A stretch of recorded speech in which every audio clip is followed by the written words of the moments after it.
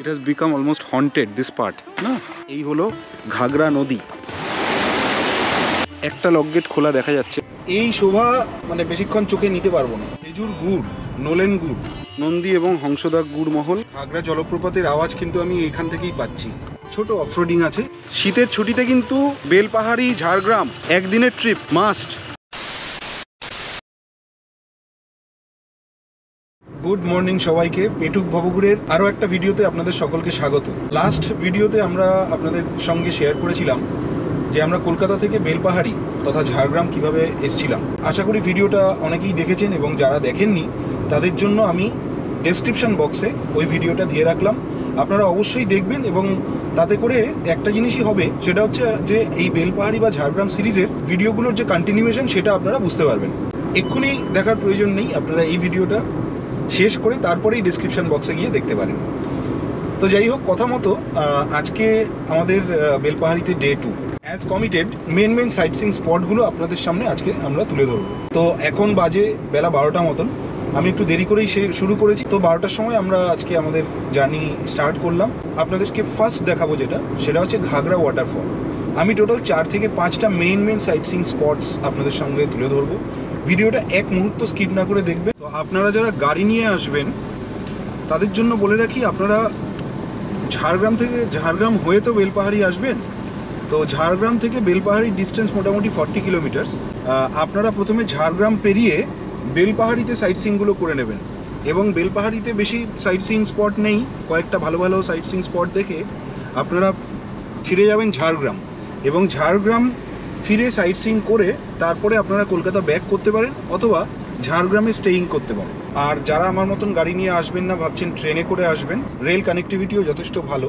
হাওড়া থেকে ইস্পাত ধরে নিতে পারেন। Timing and everything I will share in the description box. আপনারা ডেসক্রিপশন বক্সটা ফলো করতে পারেন এবং ঝাড়গ্রাম স্টেশনে নেমে আপনারা যদি 2-3 হাজার টাকা দিয়ে একটা গাড়ি বুক করে নেন ফর এন্টায়ার সাইট সিইং, তো এটা কিন্তু সব থেকে ভালো।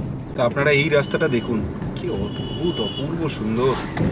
এটা আমাদের ঘাগরা জলপ্রপাত যাওয়ার পথে এই রাস্তাটা পড়ছে।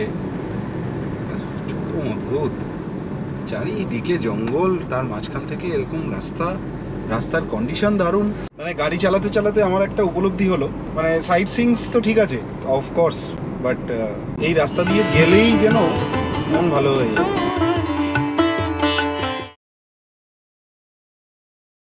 খুব বেশি দিন এইসব জায়গায় থাকলে পাগল হয়ে যাব। এই শোভা মানে বেশিক্ষণ চোখে নিতে পারবো না। ব্যাস, এবার এখান থেকে আমরা ঘাগরা জলপ্রপাত যাওয়ার যে রাস্তা, সেই রাস্তাটা ধরে নিলাম। এখান থেকে 1.5 কিলোমিটার্স। একটা জিনিস এই রাস্তায় আস্তে আস্তে আমার বেশ কিছু জায়গায় চোখে পড়লো, সেটা হচ্ছে যে এখানে কিন্তু খেজুর গুড়, নোলেন গুড় প্রচুর একদম বিক্রি হচ্ছে বাড়িতেই।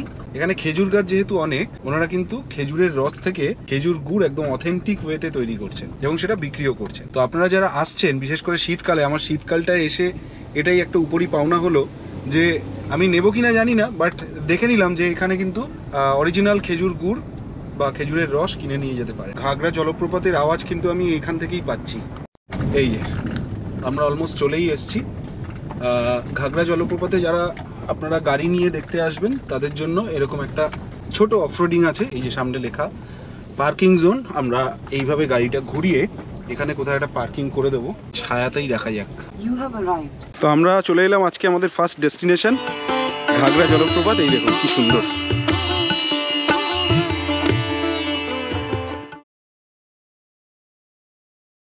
এখানকার এই সফট রক এবং হার্ড রকের নাম অনুসারে এই জায়গাটার নাম হয়েছে ঘাগরা। আর এই হলো ঘাগরা নদী। বেলপাহাড়ি বা ঝাড়গ্রামে 4টে নদী, প্রথমত কংসাবতী, দুলুং, সুবর্ণরেখা এবং তারাফেনী নদী। এবং এটা এই ঘাগরা জলপ্রপাত কিন্তু এই ঘাগরা নদীর ওপরেই অবস্থিত। এখন শীতকাল বলে জলটা পুরো নীল দেখা যাচ্ছে, এটা কিন্তু খুব ভালো হলো। আর বর্ষাকালে আসলে কিন্তু এখানে জলের স্রোত প্রচুর থাকে। আর এটা ওই পাশ থেকে আসছে। চলুন ওই পাশটা একবার ঘুরে দেখা যায়। এই দেখুন, বর্ষার সময় এখানে জল এসেছিল, তার প্রমাণ হচ্ছে এগুলো কিন্তু এইখানেও জলে ভরা। এটা নদীর জলও হতে পারে, আবার বৃষ্টির জলও হতে পারে, কিন্তু জায়গাটা আপনাদেরকে একবার ঘুরে দেখাই। আপনারা দেখুন, এখান থেকে কিন্তু জলটা আসছে এবং কি গর্জন, কত জোরে আওয়াজ হচ্ছে।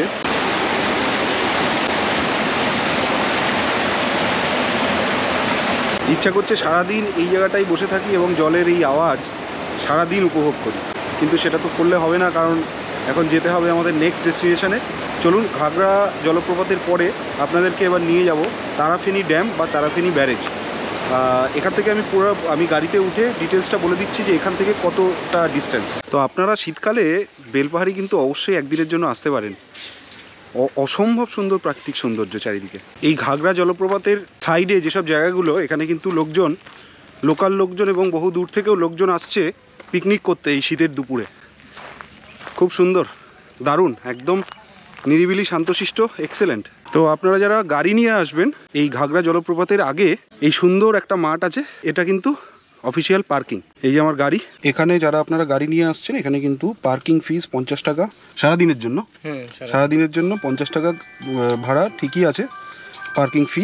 এই যে এখানে ঘাগরা বন সুরক্ষা কমিটি একদম স্লিপ দিয়ে দেবে আপনাদেরকে। এটা হলো পার্কিং, 400 টাকা। ঘাগরা জলপ্রপাত দেখার পরে আমাদের পরবর্তী গন্তব্য তারাফেনী ব্যারেজ বা তারাফেনী ড্যাম, যেটা তারাফেনী নদীর ওপরেই গড়ে উঠেছে। তারাফেনী ব্যারেজ এখান থেকে প্রায় 4.8 কিলোমিটার, মানে ওই 5 কিলোমিটার মতন, একদম কাছেই। তো চলুন এবার ওইদিকেই যাওয়া যাক। আবার সেই প্রকৃতির মধ্যে দিয়ে ড্রাইভিং আমাদের অসম্ভব সুন্দর, মানে যেদিকে যখনই ক্যামেরা সামনে ধরছি সেখানেই আর কি ন্যাচারাল বিউটি। তো আমরা তারাফেনী ব্যারেজের ওপরে প্রবেশ করছি। এই দেখুন, এটা হলো তারাফেনী ব্যারেজ আর নিচে তারাফেনী নদী। এবার গাড়িটাকে একটু কোথাও পার্কিং করে আপনাদেরকে আরও ডিটেলসে দেখাচ্ছি। চলুন গাড়িটাকে এই জায়গাটাতেই পার্কিং করা যাক। এ দেখুন, এটা হলো তারাফেনী ড্যাম। কি অদ্ভুত সুন্দর, একদম শান্তশিষ্ট পরিবেশ। আর এদিকে হচ্ছে লক গেট, এই তারাফেনী ব্যারেজ যেটাকে বলছে। চলুন ওদিকটা যাওয়া যাক। এই দেখুন, তখন যেটা বলছিলাম, এই যে নন্দী এবং হংসদা গুড় মহল, এখানে কিন্তু এই যে খেজুর গুড় ও পাটালি সুলভ মূল্যে পাওয়া যায়। এবং এরা এই তারাফেনী ব্যারেজের সামনেই বেলপাহাড়ি আপনারা এরকম গুড় কিনতে পারবেন একদম ব্যারেজের সামনেই। যারা এখানে ঘুরতে আসবেন তারা কিন্তু এখান থেকে, এই যে পেছনে দোকান এবং বাড়ি, এগুলো এনাদের বাড়ি, সে বাড়িতেই ওনারা অথেন্টিক অরিজিনাল খেজুর রসটাকে জাল দিয়ে গুড় তৈরি করেন। এরকম এখানে একটা ছোট ভিউ পয়েন্ট আছে, ভিউ পয়েন্ট টাইপের, যেখান থেকে আপনারা পুরো ড্যামটাকে দেখতে পাবেন। এই দেখুন, একটা লক গেট খোলা দেখা যাচ্ছে, ওখান থেকে জলের আওয়াজ হচ্ছে এবং দেখাও যাচ্ছে। অসম্ভব সুন্দর, অসম্ভব, কোনো কথা হবে না। এই যে দেখুন, এই যে তারাফেনী ব্যারেজ, ওই দিক থেকে জল আসছে, এদিক থেকে জল আসছে, এদিকে কিন্তু জলটা ছাড়ছে। এবং এটা হলো তারাফেনী নদী। কি বিউটিফুল, একদম সামনে দেখা যাচ্ছে ওদিকে একটা পাহাড়, in the middle of beautiful nature, beautiful. এবং সবথেকে বড় ব্যাপার যেটা, প্রত্যেকটা জায়গায় রাস্তাঘাটের কানেক্টিভিটি দুর্দান্ত ভালো। মানে রাস্তার কন্ডিশন এবং কানেক্টিভিটি নিয়ে কোনো চিন্তা নেই আপনারা যারা গাড়ি নিয়ে আসছেন বা এখান থেকে গাড়ি যারা রিজার্ভ করছেন। চলুন একবার তারাফেনী ড্যামটা আপনাদেরকে পুরো 360 ডিগ্রি একটা ভিউ দিয়ে এখান থেকে বেরোই ফর আওয়ার নেক্সট ডেস্টিনেশন।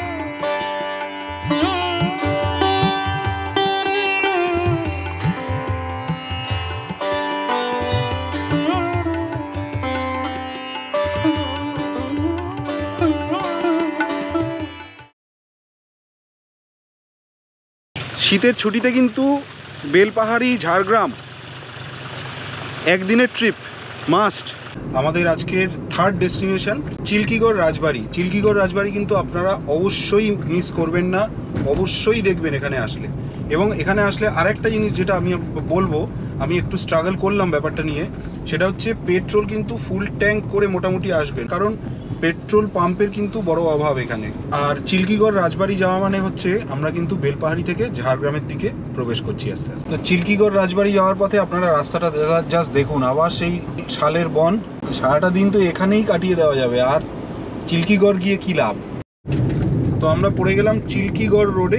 এই রাস্তাটা আপনারা মাথায় রাখবেন যখন আপনারা গাড়ি নিয়ে আসবেন, দিকে ঢুকে যাচ্ছে NH5 থেকে। তো আমরা চলে এলাম চিল্কিগড় রাজবাড়ি। এটা আজকে আমাদের থার্ড সাইট সিইং স্পট। এই চিল্কিগড় রাজবাড়ি প্রতিষ্ঠা করেন সামন্ত রাজা গোপীনাথ সিংহ আজকে থেকে প্রায় 300 বছর আগে। মানে 300 বছর আগেকার হেরিটেজ এটা, জাস্ট দেখুন। চলুন চিল্কিগড় রাজবাড়ির প্রত্যেকটা কোণা কোণা আপনাদের একবার ঘুরে দেখিয়ে দিই।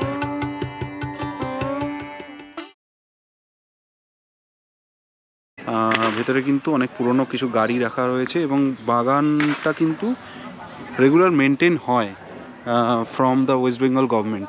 পুরোটাই এখন একটা হেরিটেজে পরিণত হয়েছে, মানে it has become almost haunted this part না।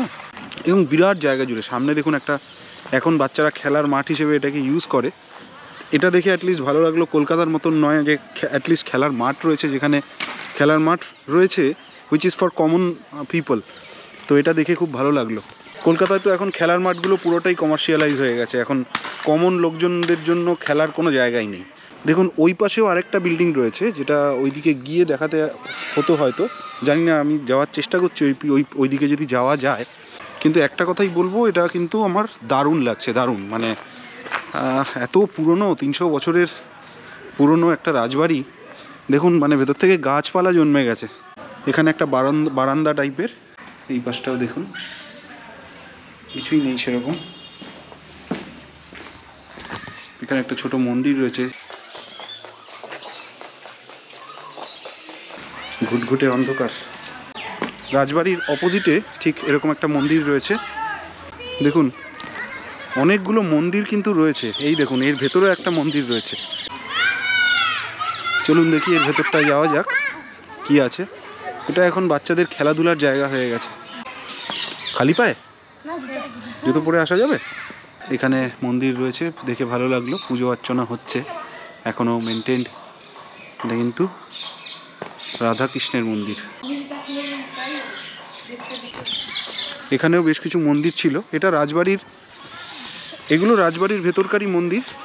অদ্ভুত সুন্দর লাগলো, অদ্ভুত।